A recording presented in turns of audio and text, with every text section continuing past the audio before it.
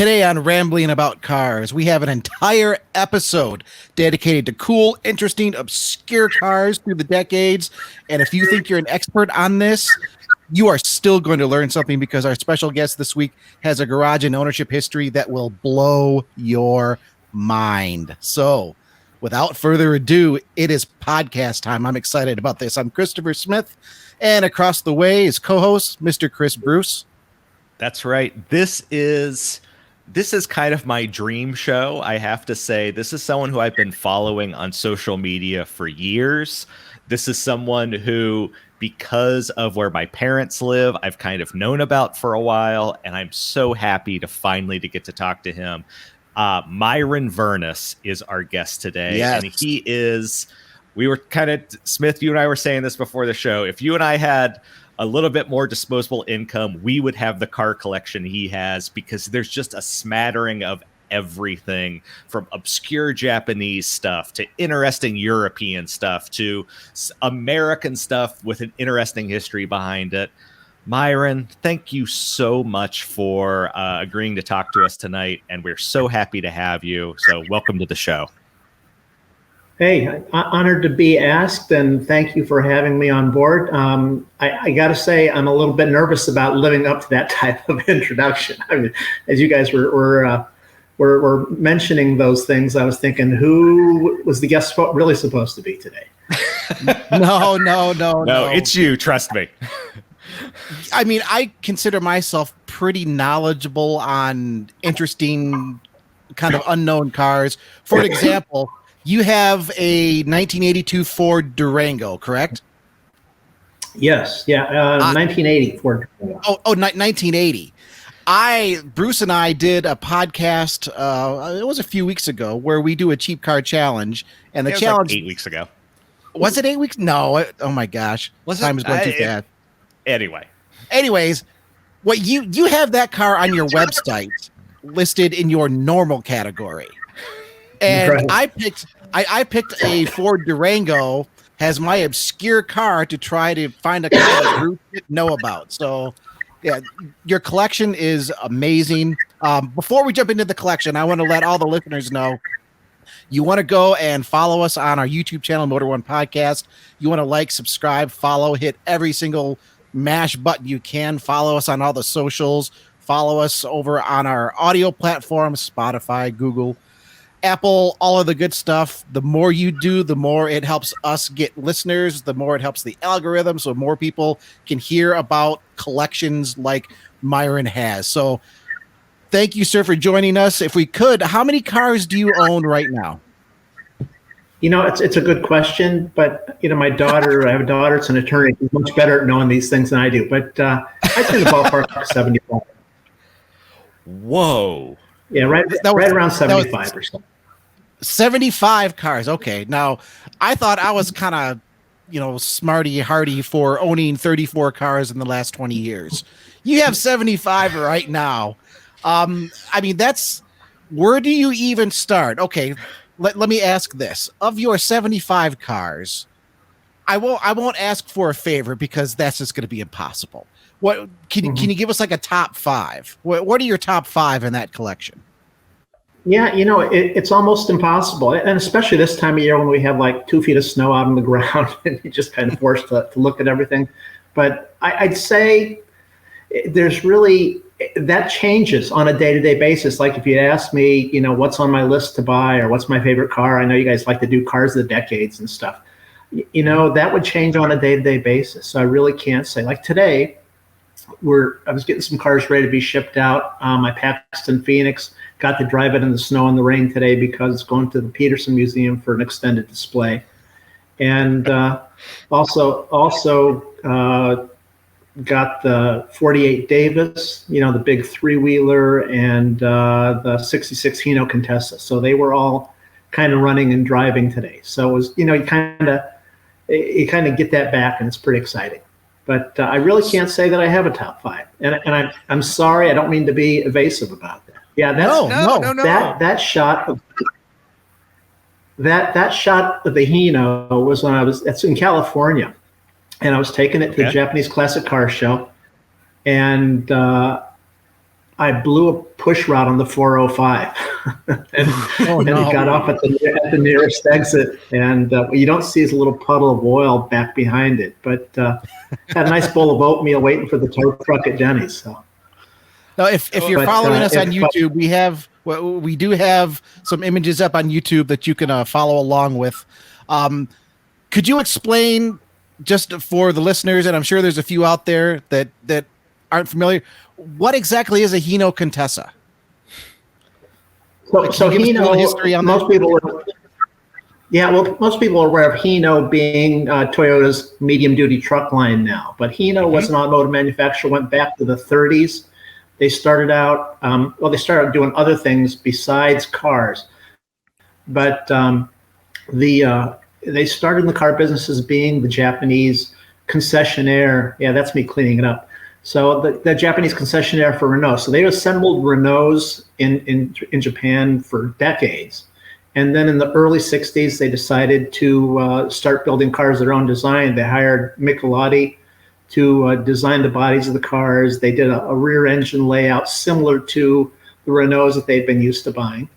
And that's it. Well, Toyota bought Hino in the mid 60s. And at that point, they stopped building cars, so they wouldn't be competition for themselves.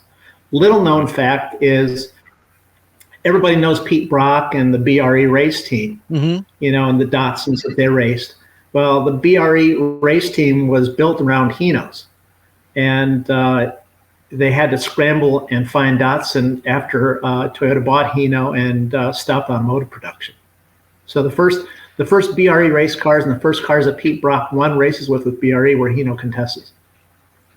And it's worth pointing out that the engine is in the back, which you look at that vehicle and you don't necessarily know that. And I'm trying to pull it up because you posted it on your Instagram, a very good shot of a vintage Contessa in BRE livery racing. But yeah, the engine is in the rear, even though you kind of look at it and it seems like the engine should be in the front. Yeah, it's an inline 4 rear-mounted liquid cooled. Yeah, I'm learning that right now. I just learned about Hino like last week when I was, when I was really starting to do a deep dive into this. And this car is going to be on display down at Amelia Island. Is that correct? Coming up? Yes. This year, for the first time at really any major Concours event, there's going to be a class of Japanese production sports cars. And that's fantastic. It's going to be some really interesting.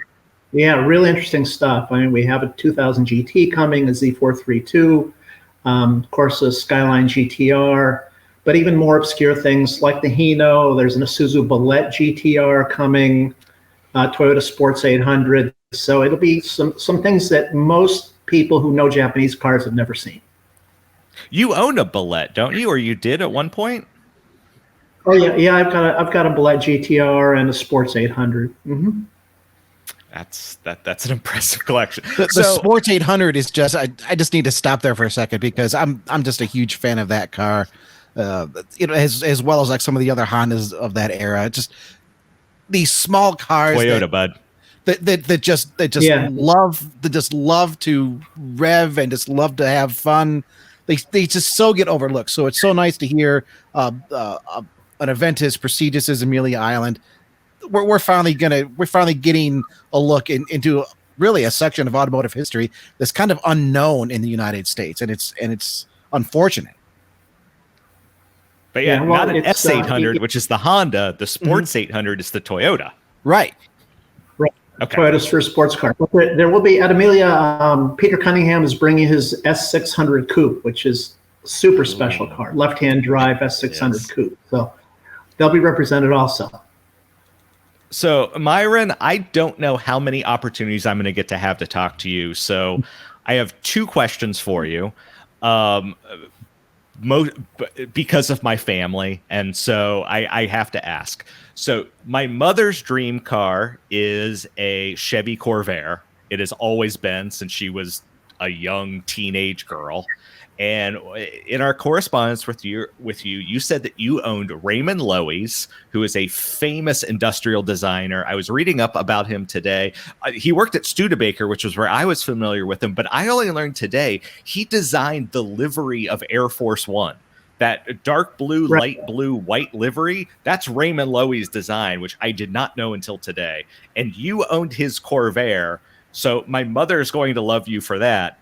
And then also, my father's dream car is a Porsche 914, and you happen to own a Porsche 914 pickup truck, which I'm going to throw up here in a second. So I don't know when I'm going to get to talk to you again. So could you please talk about those two vehicles?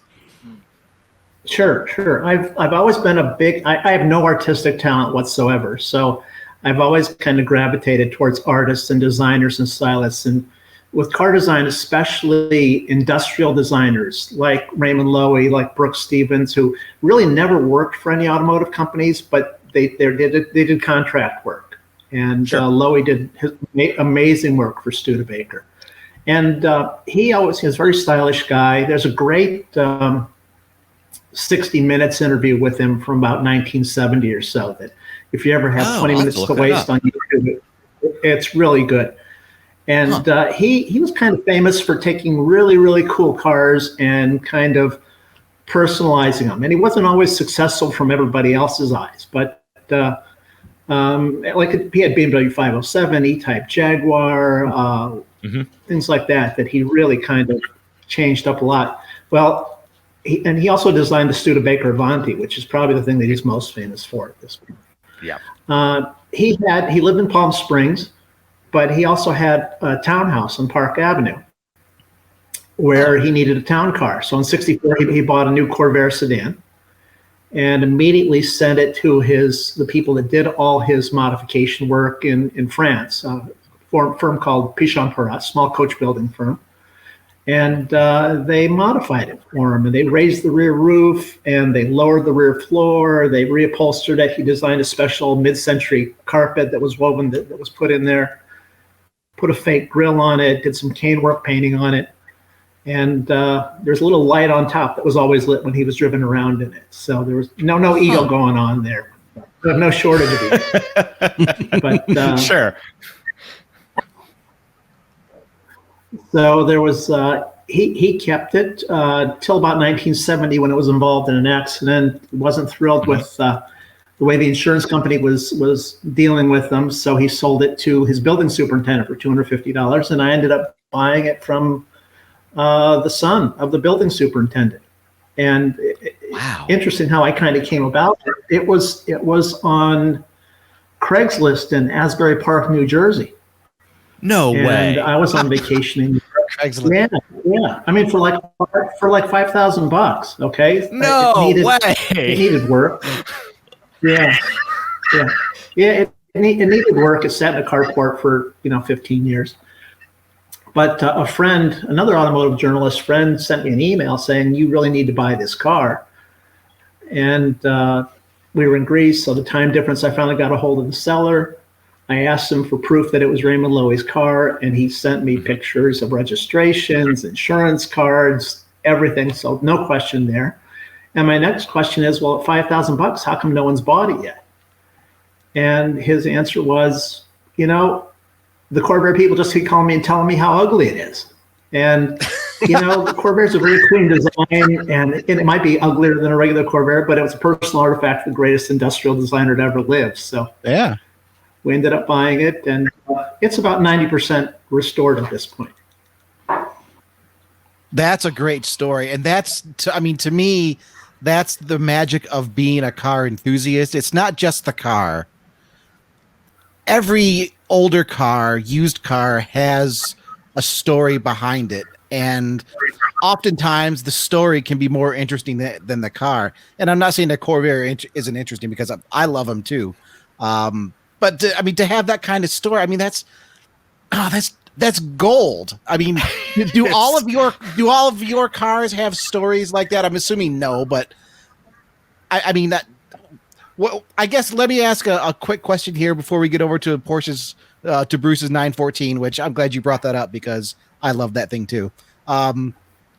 It's what's the coolest car story you have in your collection?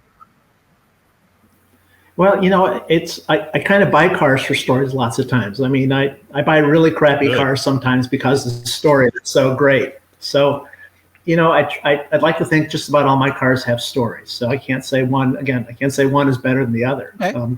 Like the 914 pickup, the story there is I was really heavily into Porsche 356s for the longest time when they were cheap. When I was buying them, you could buy a running driving car for less than $1,000. In fact, I still have. I wish that was still true today. Yeah, right. I still have but you can still buy cool cars for cheap. You just kind of have to, set your targets a little differently. Yep. I know. And they were cheap when I was buying them in the 70s because nobody wanted them. And I still have my first one that I paid 46 years ago. I paid $1,500 for it because it had a rebuilt engine and a new paint job. And that was the only reason you'd pay so much money for one. But being into Porsches, the mecca for old Porsches was in Southern California. And in Southern California, in Anaheim, was a place called Ossie Brothers Wrecking. And it was a wrecking yard, just Porsche only. And over the years, got to be friendly with, the Ossie brothers, but Dave Ossie primarily. And the story on that car, I first saw that car in his shop. There was a coach building firm called Troutman Barnes that they built Cheetah race cars, Chaparral race cars. They did other things. Master Auto bodybuilders. Dave in the early 70s, the Ossie brothers in the early 70s ran an ad for Rep 914.6 in the LA Times for like $3,500. Dick Troutman from Troutman Barnes comes in to buy the car, to build into a pickup to use for a shop truck for his business, for his coach building business. And Dave Ossie says to him, that sounds like a pretty cool idea. If I give you another one, can you build one for me too? So yeah, that's it. So Dave gave him that car, and Troutman Barnes built two at the same time. One was Troutman's, that was 914.6, and the one he built for Ossie Brothers is a 4-cylinder, which is the one I got. And it went on to, the Ossie Brothers sold it to one of their very, very big clients, who was a friend of mine, who passed it on to one of his best friends, who was also a mutual friend of mine, and I got it from them. In fact, they have probably the premier Porsche sales and restoration facility in the country right now, a place called Road Scholars down in North Carolina. So let me just where it came from. So let me just get this straight here. There are two of these Porsche 914 pickup trucks in existence, yes? And correct. You bought one for $3,500. No. The 914.6, Troutman bought the one for $3,500 that he built into the 6-cylinder. Oh, okay, gotcha. Yeah, and that car is with the 6-cylinder still exists too. It's with Kevin Jeanette, Gunner Racing down in Florida. Oh, okay. Yeah, I'm familiar with them. And I think that's just I'm not a 914 fan. I got to be honest, but you're wrong, Smith. You're wrong. I am wrong like 25% of the time. You're wrong on this one. And by that I mean probably 90%. But the truck conversion, that's the thing. I'm not a truck guy either. I don't really like trucks. I don't really like the 914. I love this, and maybe it's just because it's different and interesting, and my own ownership history over the years has kind of gravitated towards the different and the interesting. And Smith, look at the picture we have on now and tell me that's not cool. So for those not on YouTube, and you really should for this one, or you can also follow Myron on his socials that we'll get to here in a little bit.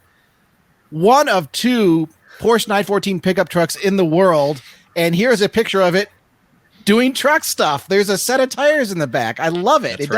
It doesn't just sit in a garage. I mean, it's sitting here in grass and dirt. I mean, it looks fantastic. I mean, it's not like it's out in the desert, but I mean, you're doing truck stuff with it.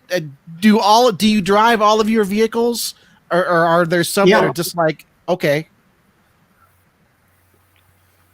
Yeah, everything that's driving everything that's drivable gets driven. And up until this year, I really didn't drive anything, less than 30 plus years old. I inherited an old Subaru from my daughter, so I'm driving that this winter, thankfully, because of all the snow we've gotten. But old cars are great to drive. Subaru? I need to know, as a Subaru owner, what type of Subaru are you driving? An Outback that she inherited from us when she graduated from college. So okay. I've got an Outback. No. My first Subaru. My wife has. My first Subaru story is a 1990 Legacy L wagon. That's this was back when I was getting cars every 6 to 8 months. I went through a period that I call a used car addiction phase that I could still be in today if I ever decide to sell this 95 Mustang that I've got. But I picked up that 90 Subaru Legacy L. It was all-wheel drive in Michigan, extremely rusty for I think I paid $400 for it. And the left rear strut, actually the strut tower rusted away, and the strut was wedged into the seat back. I got that welded up by a guy in Ann Arbor. And then a couple years later, because I was always a fan of that first gen Legacy, I found a 91 Legacy SS, which was the turbo. And I broke my used car rule book. I fell in love with it before I ever saw it in person. And the photos, it looked okay, but it was rusty, and it was described as rusty. And the guy was selling it for $1,000. He was in Sault Ste. Marie. And he drove down to Gaylord, Michigan, which is about probably a 3-hour drive for him. And I drove 3 hours north, and met him in the middle of winter, and it's leaking fuel, which, okay, that's no number two. One, don't fall in love with a car before you buy it. And this applies really to cheap cars. Don't fall in love with a car before you buy it. Two, if there's a fuel leak anywhere, just walk away. You should really walk away, especially when it's as rusty as it. But no, I went ahead and I gave him $1,000 for it, I think. And I spent the next 2 months just crying because it was really too rusty to take apart underneath. I mean, it was a case of everything's just going to fall apart if you try to take it apart. So I managed to patch up the fuel leak a little bit, got it sold, and I've never had another Legacy since then. But the Outback, you mentioned Outback. I've been very close on getting Outbacks many, many times. What year Outback is that one? I'm an 11 right now, but my wife's obsessed with Outback. She's on her fourth one. Oh, so wow. We just, every few years, she gets a new one or it goes on. You got to have one reliable car in the house. So that's right. So I've got a 2012 Outback, so no shame. Okay. Yeah. Well, I'll tell you, I think that first generation of the new model Outback was really the pivotal car for Subaru. I think that's kind of what made Subaru, the car that it is today, the car that everybody wants to buy. To me, they're kind of soulless and kind of numb to drive, but they are absolute magic in the bad weather and the snow. And they're genius marketing people, right? They don't talk about their cars in the ads. They talk about dogs and kids, and they sell as many as they can make. They do, yeah. Yeah, we get the Subaru magazine that they send out, and I think it's something like 70% of Outback owners own a dog. It's something crazy like that like they know that's their market. So no problem there. No, they're geniuses at marketing. Mazda, on the other hand, they make fantastic automobiles, couldn't sell themselves out of a wet paper bag for some reason. These days, that's true. Yeah. I was in love with my 2004 Mazda 6 until about a year ago when it's just started leaking from every possible spot. I shouldn't complain. I've had the car. I bought the car used in 2012. It's the 6S hatchback, the 5-door hatch, which is a pretty rare car to find.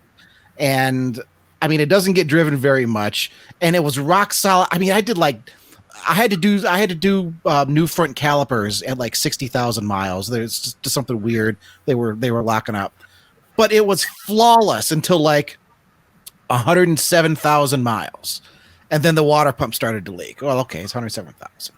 So we replaced it with another water pump, and the shop was using just kind of cheapy water pumps.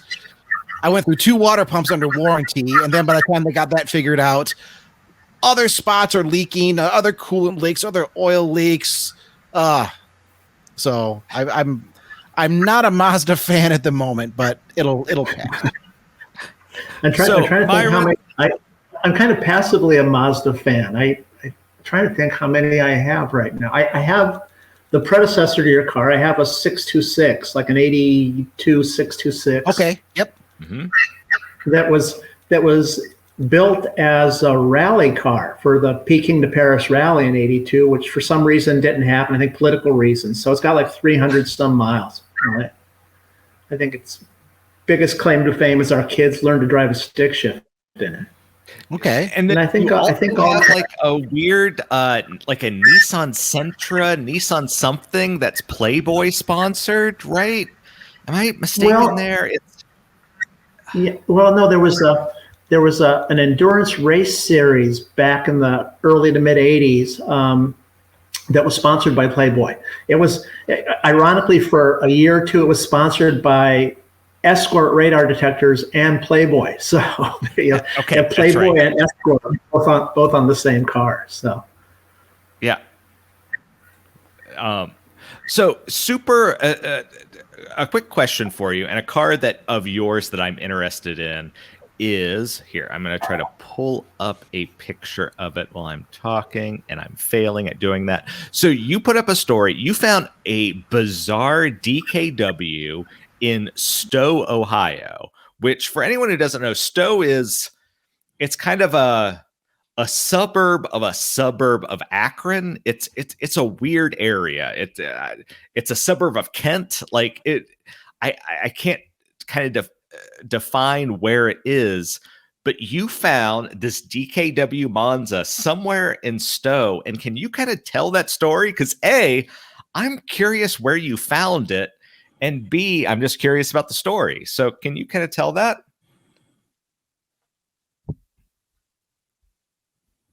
You with us? Can you hear me? Myron? Yep. There we hear are. you now. Yep, we lost you for a second. Okay, great. So one about 100 DKW Monzas made, and they were never sent to this country. So it was my ex-brother-in-law, who wasn't an ex at the time, who always kind of fancied himself to be a car guy, and he happened to see this. And this is a house that I've driven past like 100 times. It was actually on the border of Stowe and Monroe Falls, if you know the area. So like two I do know that area. white bread bedroom communities, right? You really don't expect anything. And I've driven past that house forever. And for one reason, my brother-in-law drove past it, and the car was uncovered. It was under a blue tarp, the famous Kmart blue tarp. And he said, he's about a week later, he sees me and says, "Yeah, I saw this fiberglass-bodied Mercedes sports car."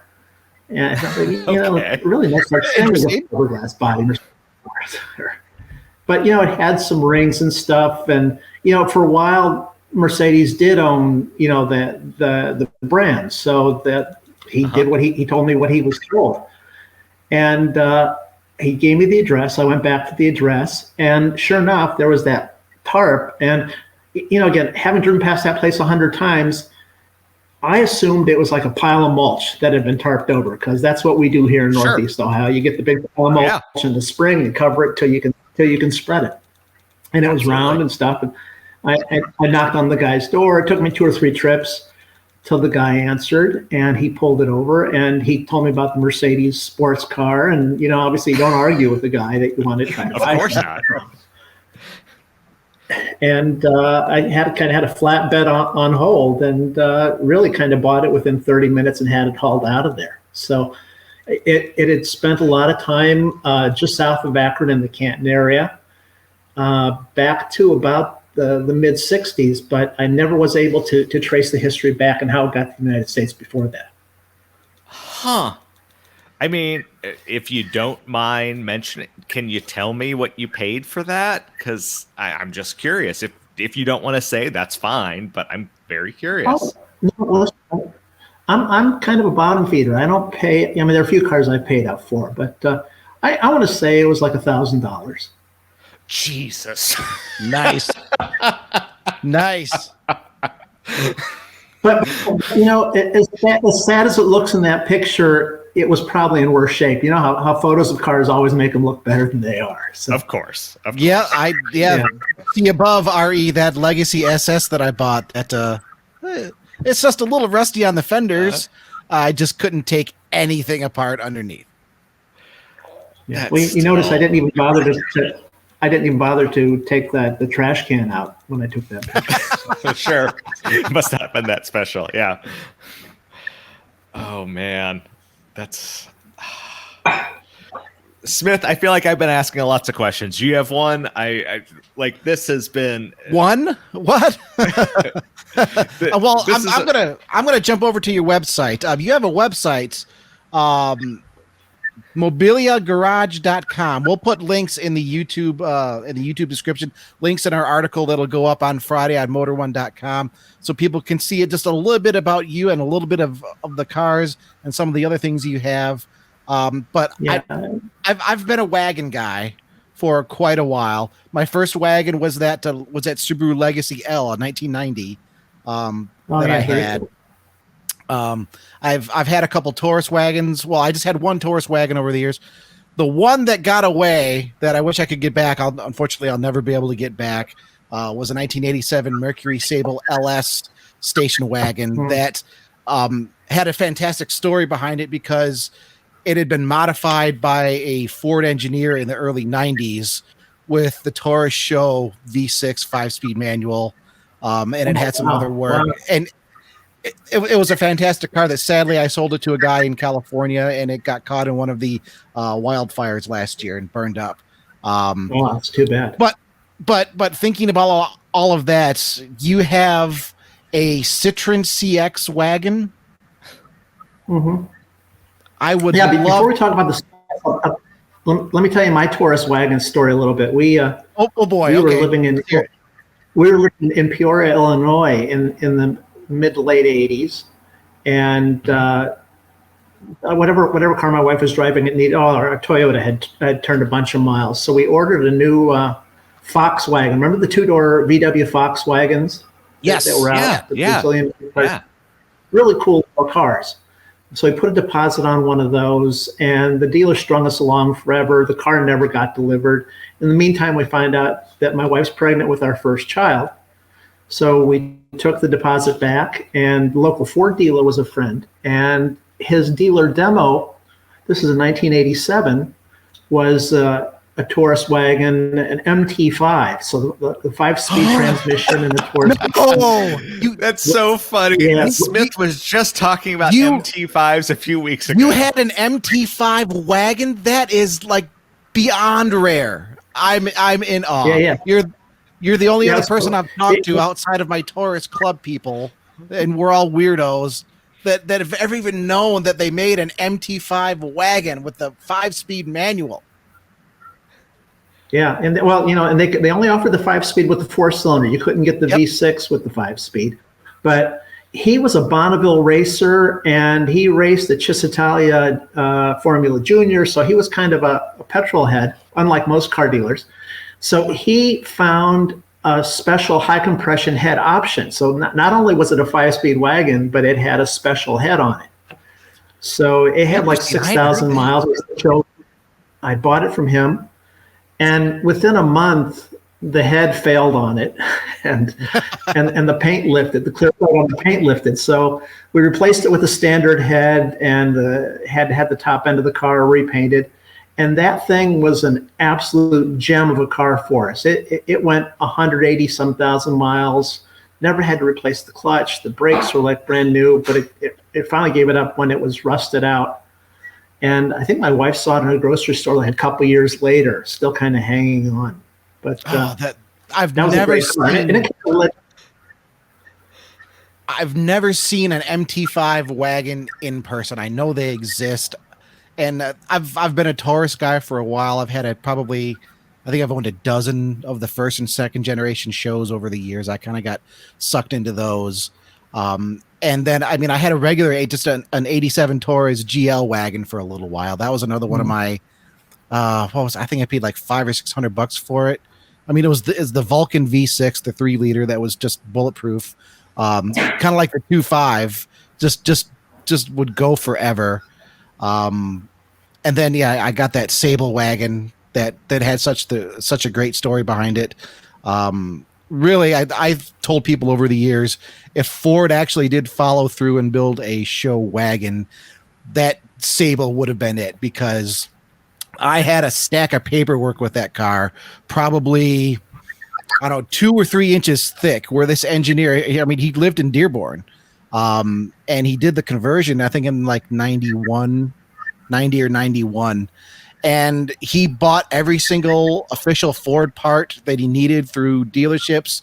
He had CAD, or not CAD, but like blueprints of some of the early upgrades that they were doing with the shifters. I mean, the story was fantastic. And I'm just in awe that you had, not only have you seen one, you've owned, I should have known, you've owned an MT5 wagon. I'm gonna be quiet now on Fords, because I could do 2 hours on this just alone. But I would love to hear about the Citroen, because that car, I think those cars are just amazing. Yeah, it's a pretty cool car, and we kind of ended up with some station wagons just because they are cool. The Toyota you just had up, that's like that 914 pickup. It's one of those cars that everybody loves. Just they're not, that Toyota wagon, it's the gorgeous. 73 front. Yeah, but it's got dings and dents, but it just has like this magnetic appeal for people.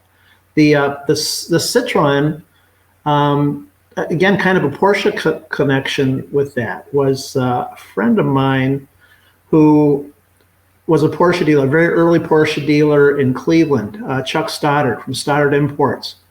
Yeah, brought Stoddard that over. Yeah. Yeah, Stoddard still sells. He was the real pioneer in Porsche 356 and restoration parts. Oh, I didn't know that. Okay. He was on vacation in, I probably shouldn't even say this, but he was on vacation in Switzerland, saw this in a showroom in Zurich, and in '85, and had a friend of his bring it over on a vacation visa in 1985 and conveniently forget it in Cleveland. And about 10 years or so ago, Chuck called me and said, "Hey, I've really only sold like 2 or 3 of my own personal cars ever, but everyone says I need to sell this car to you." So we bought it, and it was a perfect car. And Chuck was, in addition to being a Porsche racer, ex-SCCA national champ, he was also an MIT graduate engineer. So his stuff is like absolutely perfect. Had like 50,000 original kilometers on it. One small glitch was it never had a U.S. title, so we had to get a little creative with that. But now it's totally a legal car, and it's just it's a sweet car. It's made a lot of trips up to the Detroit area, kind of moving stuff for my daughter. I love that. I mean, ordinarily I would expect a car like that to not be making trips, moving things. I love that the vehicles in your collection are still vehicles. They're special. You care for them. You show them. You appreciate them. But they are still vehicles. They are still doing their first best duty of transporting people and goods and things. I would flip out if I saw that wagon on the street anywhere. I would pull over. I might chase you down. The police might be called because I might get a little aggressive. I'm a nut for wagons, and especially things like this. And your story, the story behind it. Bruce, this could easily go. We need to do sequels, I think, on this one.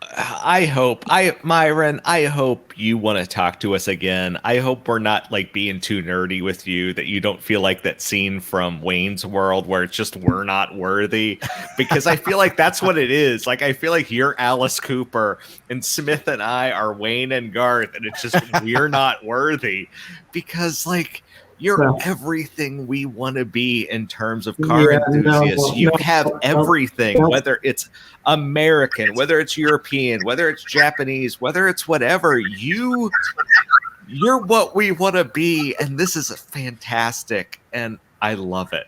And I'm being nerdy right now in a way I haven't been on this show. I don't think ever, but I love it. Man. Well, let me bring it back here a little bit. I hope this doesn't kill your audience. Kind of doing this stuff. I don't care. No, our audience is just as interesting as you are, as we are. I mean, the show is called Rambling About Cars because we ramble about cars. Right. I would like to ask you, real quick, Smith. Our show's name actually takes inspiration from Rambler. That we were kind of trying to come up with an automotive-inspired name, and we thought Ramble. We had a lot of ideas coming into this, and we ended up with Rambling, and the name of the show comes from Rambler. So, and I know, obviously, with the Raymond Loewy connection, that Rambler is in there. So, yeah. If I could now, let me ask you about your Robin. Now, this isn't a Reliant Robin, and I've never actually heard of this. Is it Meba? Is that how you pronounce it? Mebia Robin? Mavel. So I've mispronounced something. I always mispronounce something in an episode, so I've made that achievement. I mean, tell us about just how you got this car. It's a Greek word, so that it's a Greek pronunciation. It's basically a left-hand drive Reliant Robin that was built under license in Greece for about 3 years.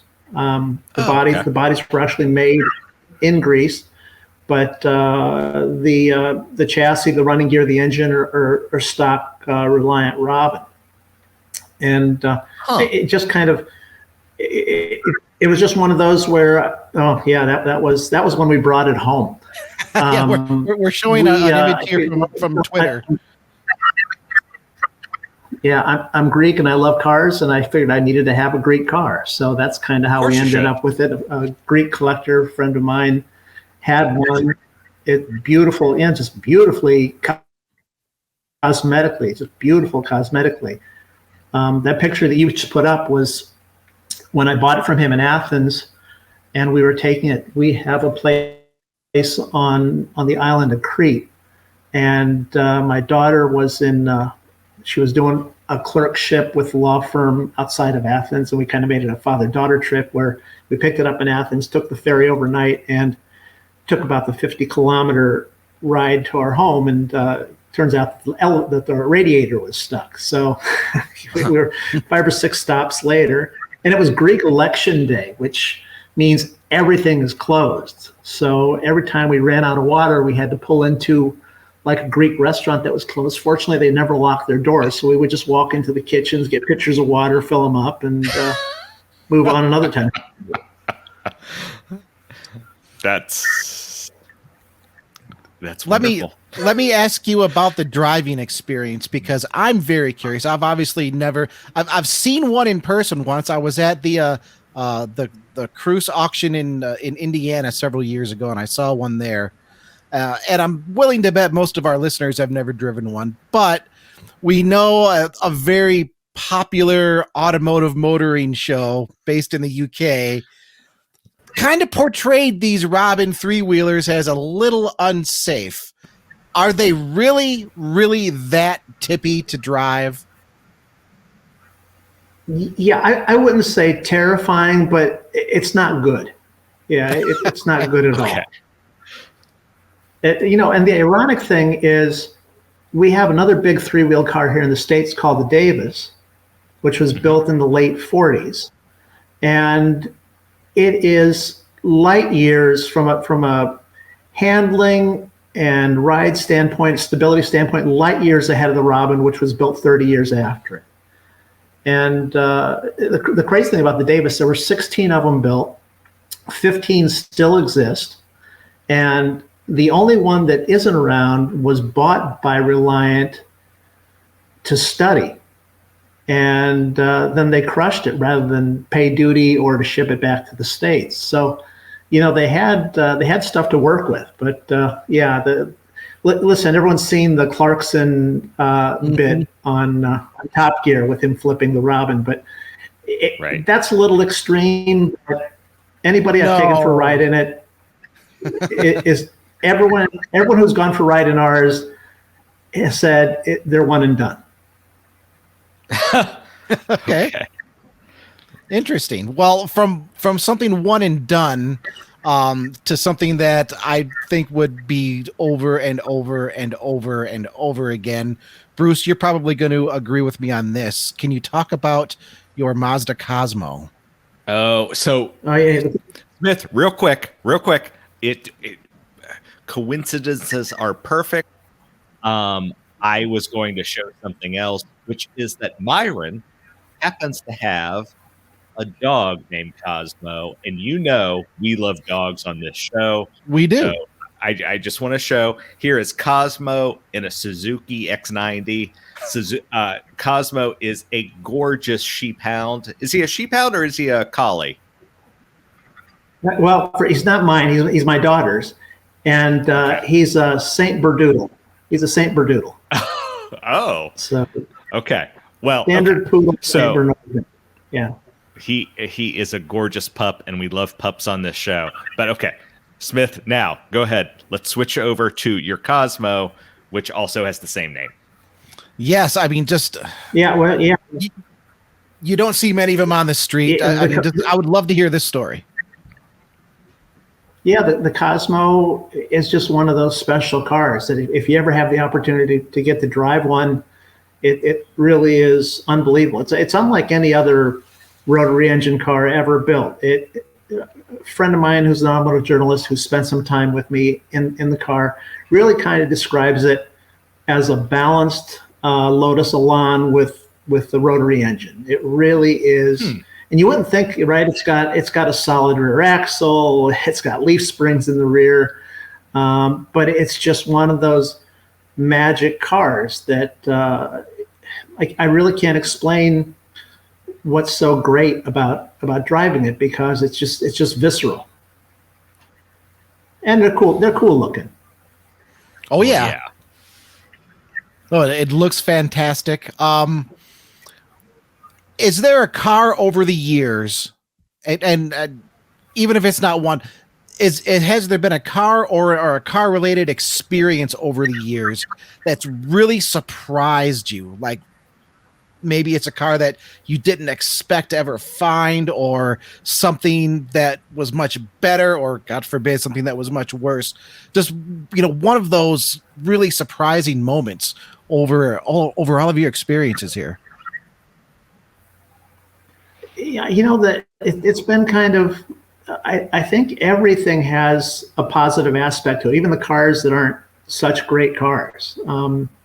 Like with the Cosmo, it was a driving experience. I bought it because it was cool, and I loved it. But the positive side was how great a car it is to drive. But even in like mundane cars, last year I bought Hyundai Stellar XL. Hyundai Stellar Executive. It was the high-end Stellar car. It was before Hyundai had gone totally over to their own cars. It was a Giugiaro design body for Hyundai, but it was on a Cortina chassis and a Mitsubishi 4G32 engine. So it was just kind of cobbled together. They were just kind of feeling their way.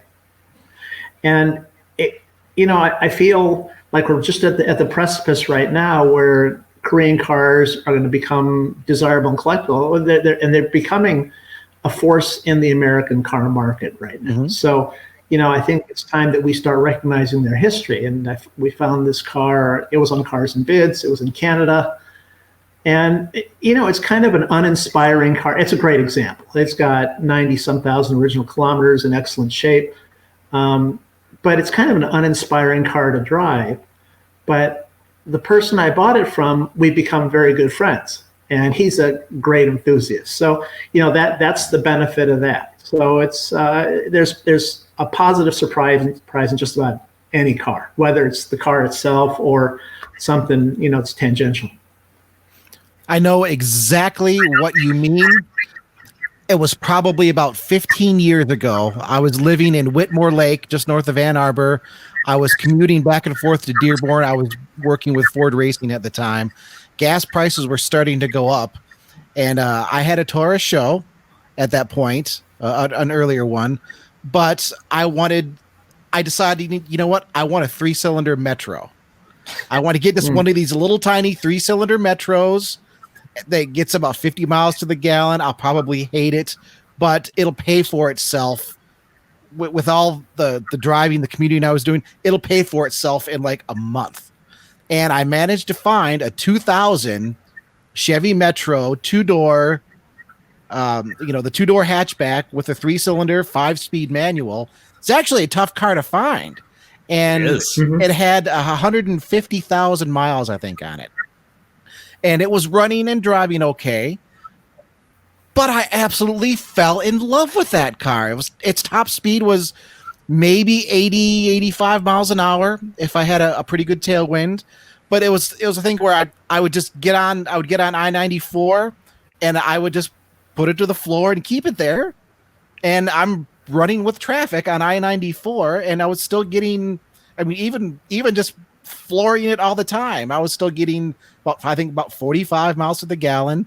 It had some exhaust work done to it. I'll go ahead and say this on the air. There was a shop in Dearborn. There was an exhaust leak coming from the catalytic converter, and I was ready to, hey, we'll repair it. We'll repair it, properly.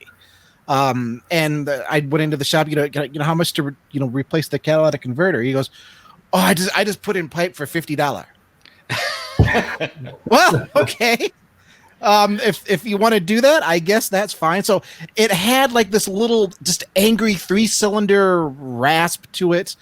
It felt like a little go-kart that I could just put in my back pocket whenever I wanted. It was like the quintessential car that car people make fun of. And if I ever find another 2000 Metro 3-door 5-speed 3-cylinder, I'm getting it. Yeah, why not? Send your ads, folks, to podcast@motor1.com. If you have a 3-cylinder 2000 Chevy Metro 5-speed 3-door, Christopher Smith just might want to buy it from you. So Myron, we're running out of time. We're on the tail end of this episode, and I'm curious about something. And that is, as Smith and I have discussed with you, you kind of have everything that we wish that we had. And I'm wondering, what is the next item on the wish list for you? What is the car that's kind of not necessarily your white whale, but what's the thing that you have your eye on? And if you don't necessarily want to say, hey, I'm shopping for this, but just in general, what are you keeping an eye on that I want to add to my collection in the future? I've never really targeted a whole heck of a lot of automobiles. Okay. I never had posters on my wall growing up. I got into 356s because they were cool, and I saw one on the street. I grew up in Akron, and it was basically hot rodders and basically big American muscle cars when I was growing up. And I saw a 356, sure, yeah. And I kind of opened to a whole new world. I guess what I'd be interested in at this point is more interesting Korean cars. Again, first of all, from the historic aspect of it, that again, they become so important in the country at this point. Plus, there's still really, really good values on those things. Buying cheap cars, that thrill never goes away. And I think there's some really good values there. So you can get in, on the ground level. There are some interesting things. There weren't a lot of good cars, but they were interesting cars, and it's interesting to kind of see their thought process and going through things. So that would be like maybe a focus, and then whatever comes. Again, really not looking for anything at this point. Really should be getting rid of some stuff. At my age, stuff. Nope. Keep it all. Yeah. Keep adding. Keep going. I'm curious though, what part of Akron did you grow up in? Because I definitely heard some like kind of vague stories from my dad, my uncles, my dad's friends of like kind of street racing in that area. So I'm just curious, what part of that area did you grow up in? I grew up on North Hill, which we were the token Greeks in the Italian neighborhood. Okay. But, So did your whole automotive odyssey start with the 356? Would you say? Yeah. I still have my first one, and there was a period. I know I've owned over 100 356s, over the years. Wow. But again, most of them bought for hundreds or low four figures. That's kind of where the market was at the time. So that's what I did. Yep, that's what I did over the years. I would buy something generally.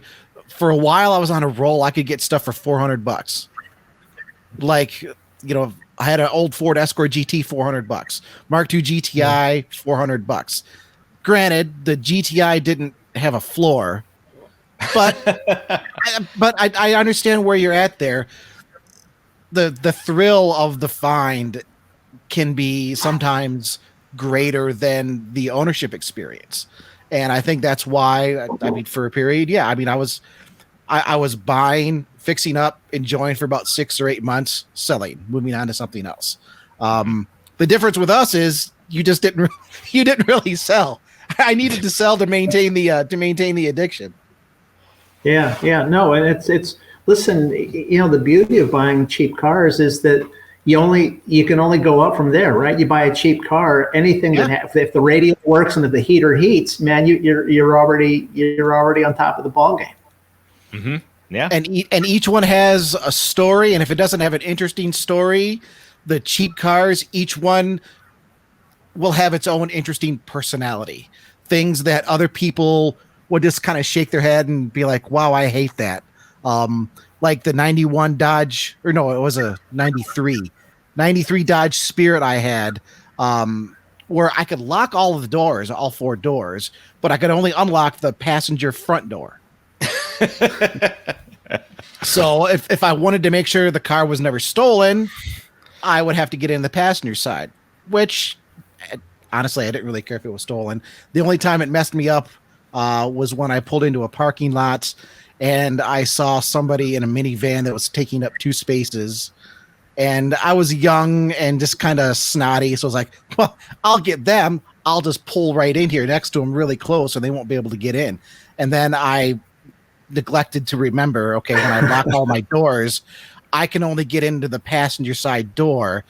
And I put the passenger side door like 3 inches from their driver's door. So I actually had to wait for them to leave before I could go out and leave myself. So any fun, and I know I've asked this a few times, and if there isn't a clear answer, that's fine. Are there any special experiences that stick out in your mind, or any special quirks or things about different cars that you've had over the years that just sticks out to you more than others? Well, kind of like that story that I just had with the Spirit. I've remembered that my entire life, and it's just the dumbest thing, but it's hilarious, and I adore it. Yeah, like the Mavea, breaking down every 10 kilometers coming home. There's so many of those. But the shared experiences. The first time we showed a car at Pebble Beach, and we had the whole family there, and we kind of did the whole thing when our girls were young. Just those great memories. We did. What was that first car that you showed at Pebble Beach, by the way? The Paxton Phoenix. Oh, gotcha.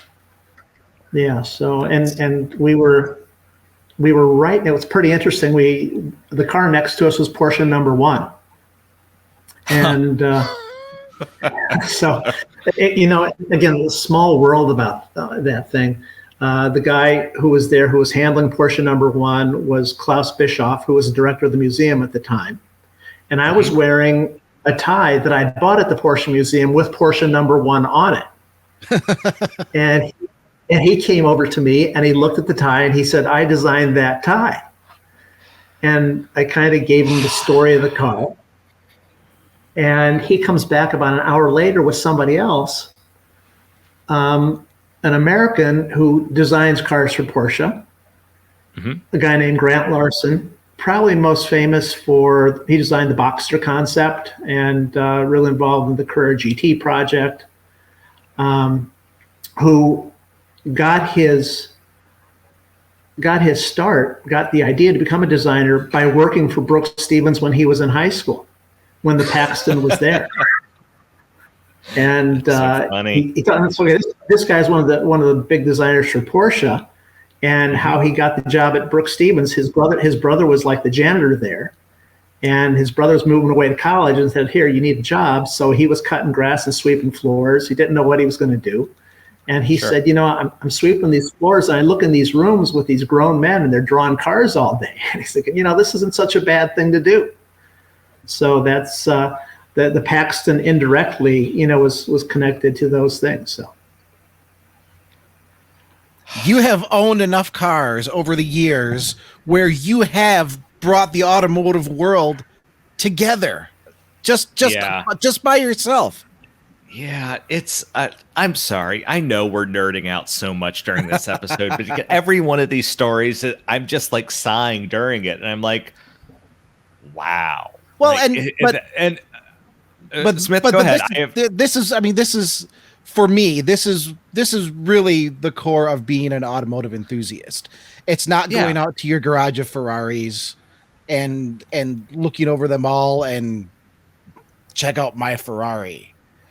It's about appreciating not just the vehicles, but the years that they have done, the interesting character that each car develops over the years. Because you put 20 Honda Civics brand new on a dealership lot, they're identical. You take those 20 Honda Civics 20 years down the road, and each one is going to be special and unique in its own way. And that's worth talking about. That's worth celebrating. That's worth embracing. And to me, that's more of what auto enthusiasm means than just going out and having a cool, neat, fun, fast car, right? Yeah. And Myron, I think your collection just epitomizes that, if I may say so.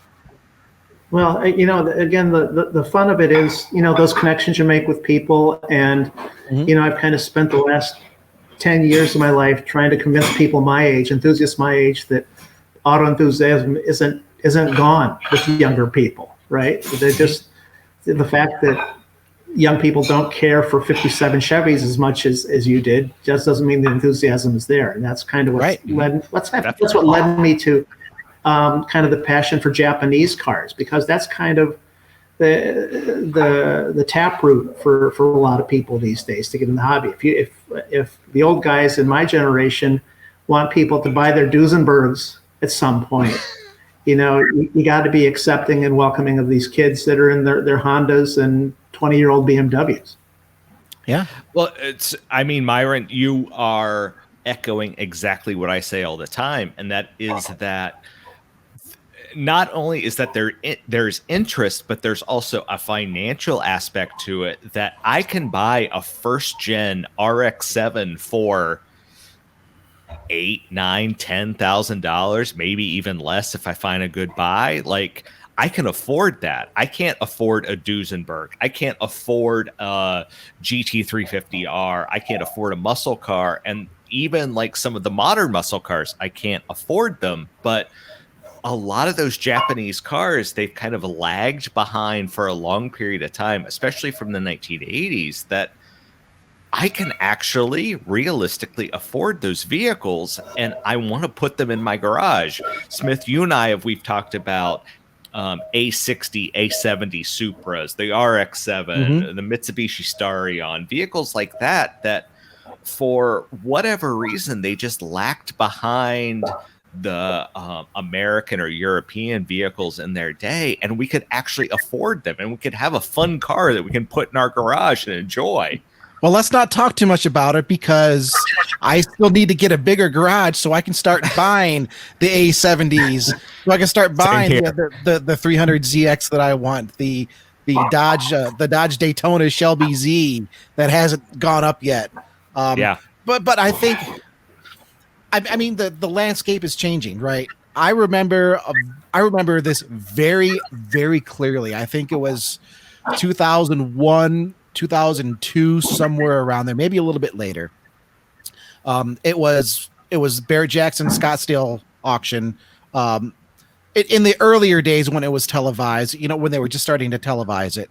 And Brock Yates, and I miss Brock. He was commenting on the auction, what was happening. That's just when sort of the muscle car and the resto mods were really starting to come in. And he was commenting that a 55 Chevy Nomad with a 350 V8 swap had just brought more money than a Ferrari. I forget which classic Ferrari it was. It may have even been a Daytona at that time. But I remember that very clearly as sort of this shift where, okay, things are starting to go more from the heart, I think.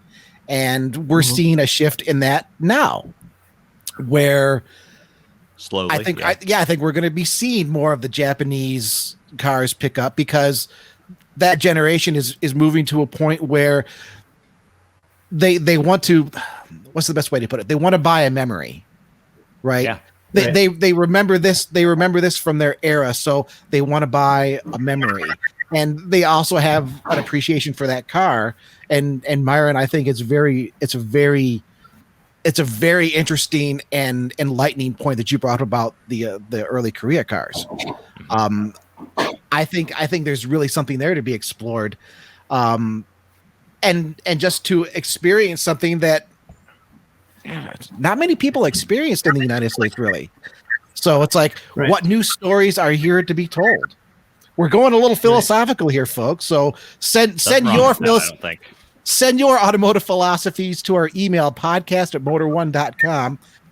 Of course, you can always comment on our YouTube videos that go up at Motor One Podcast on YouTube. You can always comment on our podcast articles that go up every Friday at motor1.com. Bruce, do we have any time? Do we want to talk about any reader comments here from the last week? I think we need to skip that for right now. I would really like to let Myron respond to what we were just saying, because we monopolized a few minutes at times, and as someone who owns a lot of these cars, someone who has owned a lot of these cars, I'd really like his opinion on these things. Yes. Yeah. No. Listen, I totally agree with what you were saying about the cars. They're Japanese cars right now. It's kind of a real popular thing to talk about these big numbers that these cars are going for on Bring a Trailer, right? So. That those people have to remember that those are just kind of outliers, and it's great. I'm glad those cars are getting them. I'm happy for the sellers. I'm glad the buyers are getting what they want. But you mentioned like the second generation RX-7 or the A60, A70 Supras. Those are great cars that are still very accessible, a lot of fun, still relatively easy to work on. Modern cars. The modern cars, they're the best, right? No cars have been built faster or better than what we have today, but you really can't do anything to them. And what we're talking about here, cars from the 70s and 80s, you can still get in there, do your thing. The parts are still relatively available and cheap.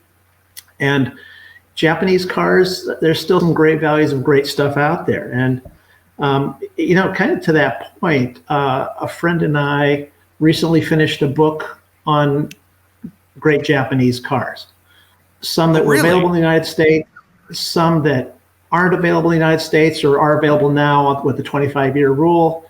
The book's called A Quiet Greatness, and what started out as like a passion project to be about 300 pages turned into a 5-volume, 1,500-page, 2,500 image box set, which we're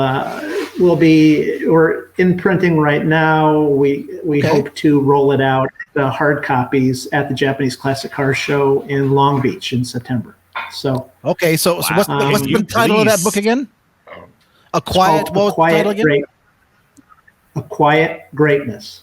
A Quiet Greatness. Okay, can you please send that to us? Because that is right up Smith and I's alley, and I suspect a lot of the people that listen to the show, because you're going to get some buyers from that for sure. So please. Well, it's an experiment because no one's done a great English language book on Japanese cars, and I'm not saying that we're great writers. My co-author's a great writer, but we've really spent a lot of time, a lot of effort. This is 4 years in the making. So we don't know that if people want to spend Porsche or Lamborghini money on a Japanese car book, but we think it'll help legitimize the hobby. And we hope. I really do. No, I think I definitely think they're out there. We're seeing. Supra's over and over and over 880s bringing six figures, right? Yeah. It's a topic that a lot of people. RX-7's bringing six figures. Yep, those are starting to go up.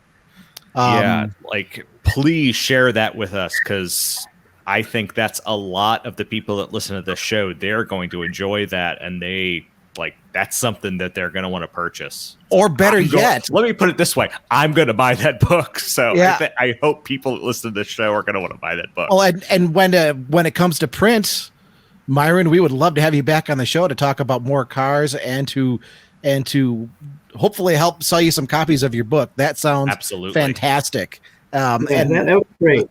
Yeah, I want to read every story. Yeah, come on with my co-author, Mark Brinker, who's a great enthusiast and collector out of Texas. So. Okay, yeah, totally. I am 100% on board with that. Yeah. Absolutely. And yes, I was getting a little ahead of myself on the reader comments, but just want to address we're going to get to your reader comments next week. I know we've had some comments that have come in. We're not forgetting about you. We've just been very, very busy with guests like Myron. But yeah, I think we're ready to wrap this one up. But Myron, thank you so much for being our guest this week, for giving us your time, for giving us all of your knowledge. You have one of the most amazing automotive collections in the United States. And the reason I say that is that you have the most eclectic collections, that you have everything from, and I've said this before, but American, European, Japanese, all over the world. You don't seem to care where the interesting vehicle comes from, that you just want to own them. And I love that about you. And I have been wanting to talk to you and meet you for ages. And I know I'm just geeking out right now. I know that. Well, let me ask a question then, Myron. One last question. Yeah. Do you have a Pontiac Grand Am in your collection? No, we do have one Pontiac. Actually, we have one Pontiac. It was one of the ex-IROC Firebirds. Nothing wrong with that. I have an irrational hatred for the Pontiac Grand Am, so I have to slip that in there. I don't know where it comes from. Just one of those weird things. Oh, Grand Am, blah. Myron, I know you're very active on social. Where can people follow you at on social if you want to share your social accounts? On Instagram, Junkman356. Junkman356. On Twitter, just my name, Myron Vernis. Okay. I've got a Facebook account, but I don't use my name. I've had it forever. I'd say I'm Stephen Brooks is kind of a tribute to Brooks Stevens. I use a different name on Facebook. I use that because I wasn't in the car business and I didn't necessarily want a lot of people to see my car activity. So I use that and I keep it. And you kind of being a stranger on Facebook is okay because you don't get the political stuff, and I really don't care what other people are eating or anything like that. So it's just car stuff. Stephen Brooks on Facebook. I do have the website that you mentioned, but I haven't even looked at it in a couple of years. Hasn't been updated in several, so I wouldn't say that's a great one yet. Our book website, aquietgreatness.com, will go live in about a couple of weeks, so kind of keep an eye for that. Okay, cool. I will definitely look for that. keep an eye on that. We'll have links to all of Myron's socials in our YouTube description and in our article that goes up on Fridays. And I'm going to make a sticky note reminder because I'm technophobic. I'm going to make a sticky note reminder to keep an eye out for quietgreatness.com. I'll make sure that gets updated in our YouTube YouTube video at Motor One Podcast and in our article. And Myron, thank you very much for joining us. You have a very enviable collection, and I can't wait to see where it goes from here. Yep. Hey, real quick. My pleasure. Great fun visiting with you guys. Well, thank you. So good afternoon, good evening, or good night, whenever you happen to be listening to us. We appreciate it. Myron, we appreciate you being with us. And so that's the show for this evening. And so goodbye and good luck. And thank you so much. All right. Bye-bye. Bye-bye, everybody. Bye.